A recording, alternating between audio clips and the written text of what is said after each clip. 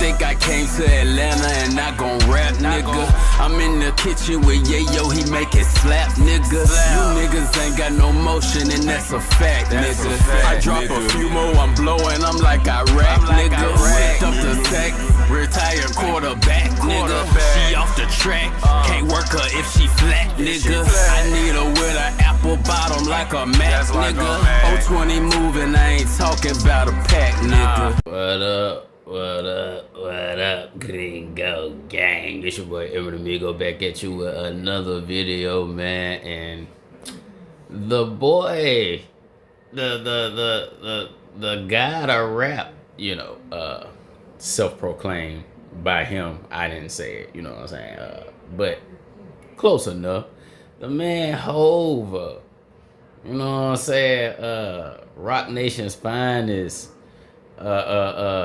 You know what's going on. He don't need no introduction. Hov done popped back out of retirement. He was never retired. Let me not say that. But he done popped back out from the heavens of hip hop. And he is speaking his piece on some of the past events from 2025 and hip hop culture and the state of the union, basically. You know, he when Hov come out, niggas gotta pay attention because you know what I mean. He's like the Thanos of this shit. You know what I mean? Like what Hov says pretty much goes. You know, your Drakes looked up to him.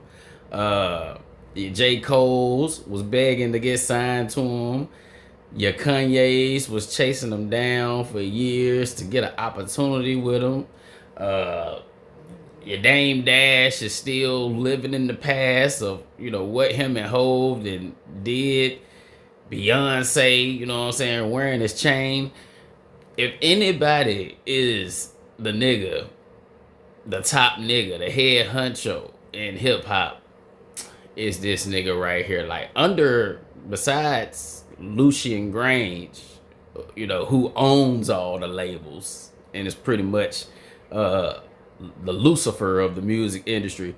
Besides him, Hov is the next biggest thing. You know what I mean? So it's monumental when Hov takes time out, you know what I mean, to come out and speak to the people.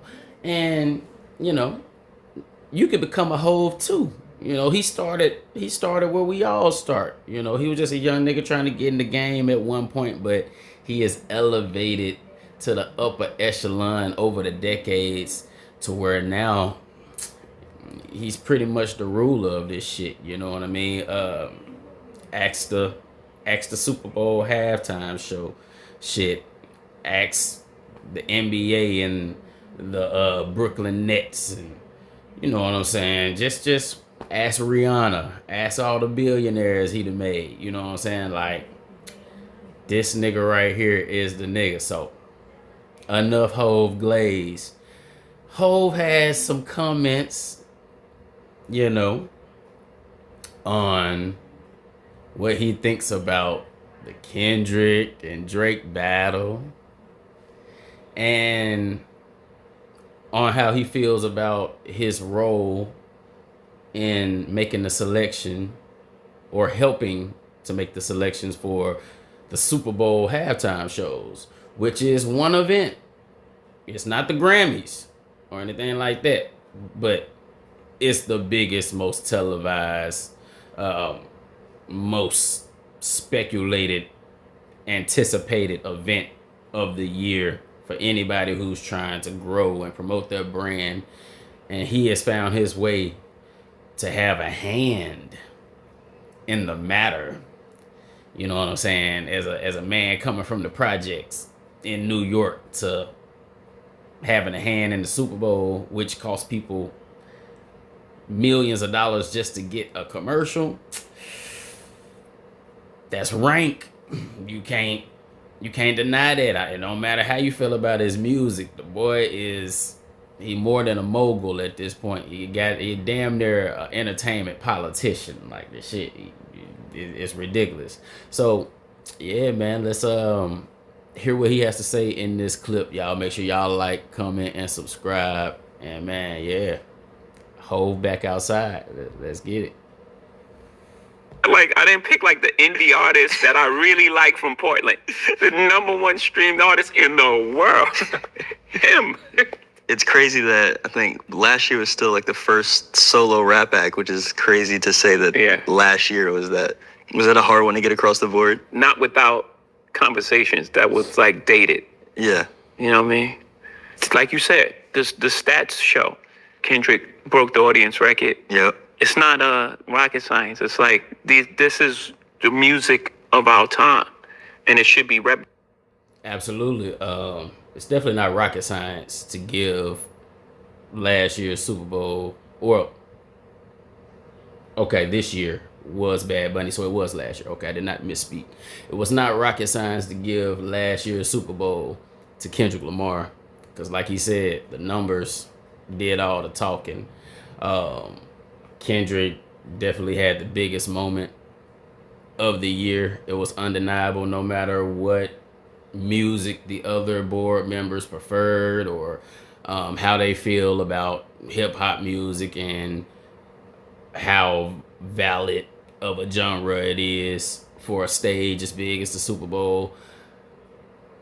Numbers are numbers. You can't, and when it comes to people who have the most money in this world, most of the time they know more about the numbers on the spreadsheets than they do about the actual individuals who are making the money. So whether they fuck with Kendrick or not, when he showed them the paperwork on them numbers that Kendrick did, whether they heard Not Like Us or not, you couldn't deny it, man. So yeah, they would be idiots not to put him on that platform.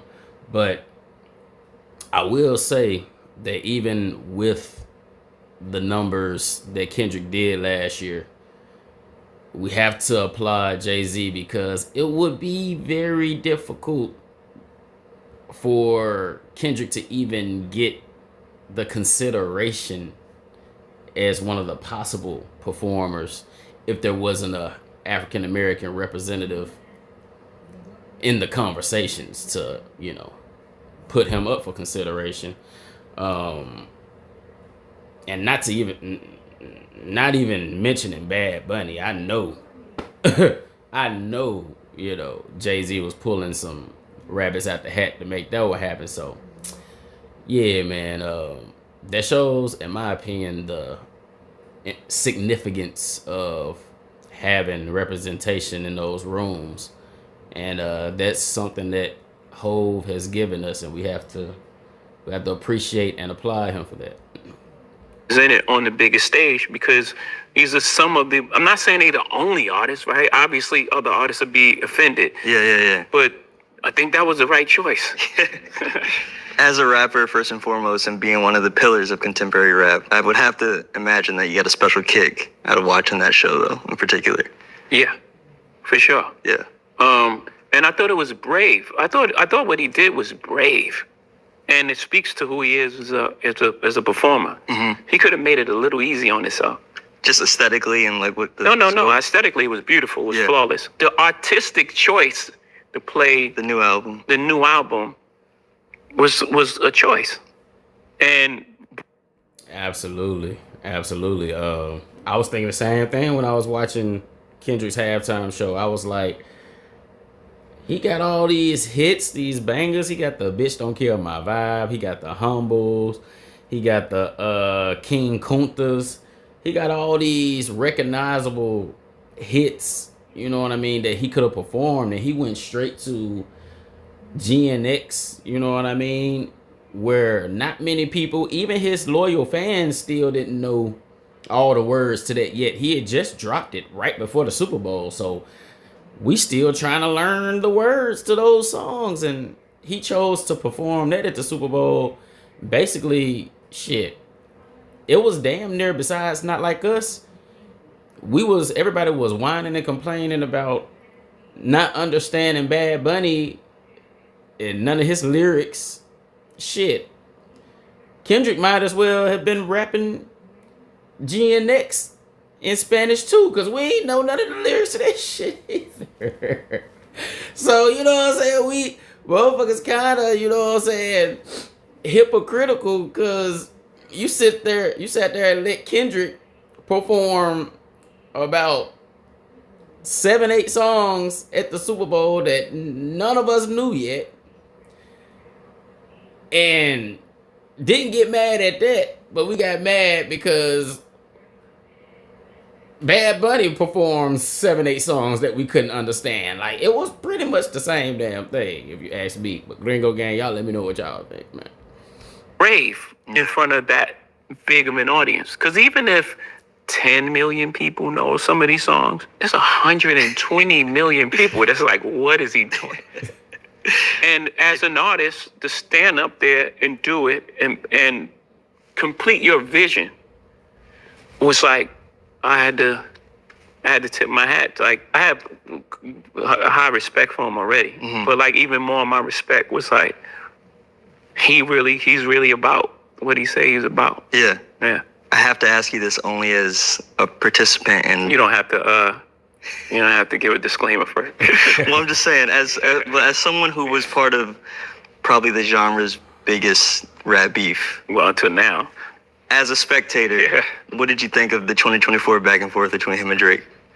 I'm gonna have an answer you're not gonna like. Okay. Well, I don't know if you're gonna like us. That's presumptuous.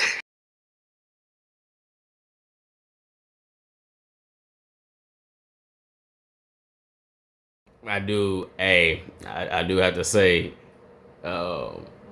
Nas and Hov, it was one of the biggest rap beefs in hip hop history, but definitely under Pac and Biggie, definitely behind that. So I could give it, like a good number 3 because of Ether, Ice Cube with that No Vaseline, that was mean too. Yeah, I kind of got to tie Ice Cube and, the NWA or his beef with them. I got to tie that with Jay-Z and Nas for number 3 behind Pac and Biggie and Kendrick and Drake. What y'all think? Do y'all think I got that right? Y'all let me know something, man. I think that, look, there was 4 pillars of hip hop. There are 4 pillars of hip hop, right? Yep. There's breakdancing. Yep. And it's graffiti. Yep. There's DJing and battling. Yep. This was a history lesson for me because I didn't know graffiti was a pillar of hip hop. When he said breakdancing, DJing, battling, that made sense to me. First of all, I was waiting for him to say, little technicality things like songwriting, freestyle, and battling. I'm thinking he gonna say some shit like that, but I guess he talking about from the birth of hip hop. So, hey, if this was just common knowledge and I look stupid right now, y'all let me know, because I did not know that was the pillars of hip hop. Like, who the fuck? I do not be thinking about no damn graffiti when I think hip hop music like that. I don't think nothing about that shit. I may think more about fashion than graffiti. So I appreciate the hip hop. I mean, the history lesson, Hov. I appreciate it, but yeah, man. Did y'all, Gringo Gang, did y'all know about these hip hop pillars before he said that? Because I feel a little slow. Let's keep going. Dance is not at the forefront of rap anymore. It's actually an Olympics sport. So that's dead. If y'all have seen the breakdancing at the Olympics, yeah, just burn that shit. Delete that shit from history, bro. Graffiti. Yeah. Beautiful. In certain places. Yeah. And even in major art and Keith Haring. Yeah. And Basquiat, actually, a street artist. Yeah. Took it to a next level. It's not part of hip hop. Mm-hmm. DJing. The DJ was in the forefront. It was Jazzy Jeff and the Fresh Prince. Right, yeah. Eric B. and Rakim. Yeah. You don't even know the DJ for half of the artists anymore. Who's Drake?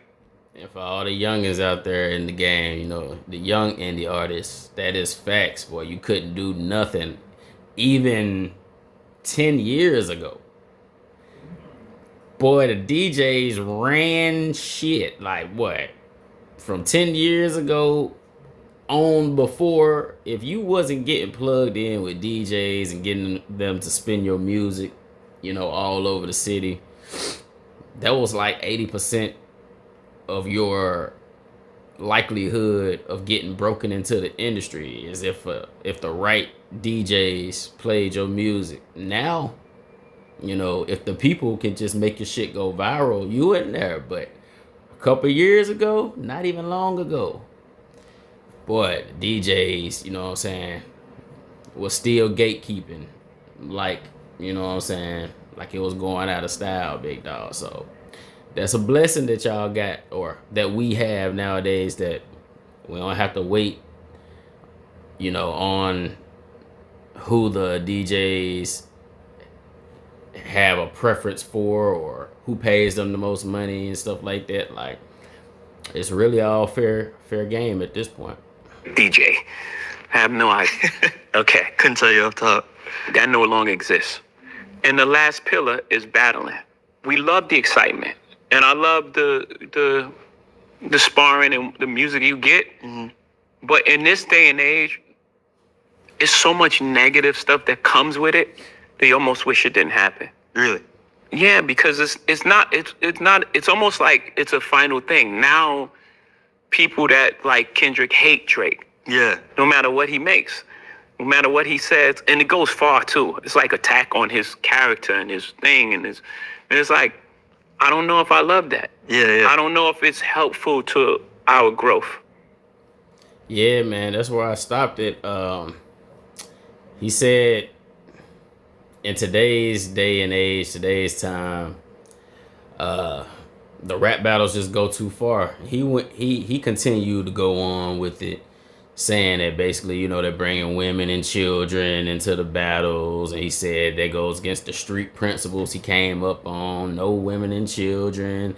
And he's like, people starting to, instead of just saying you lost the battle and just, comparing bars and leaving it at that, people starting to, demean your character and assassinate your character, your personality and all that. And they not just leaving it at rap.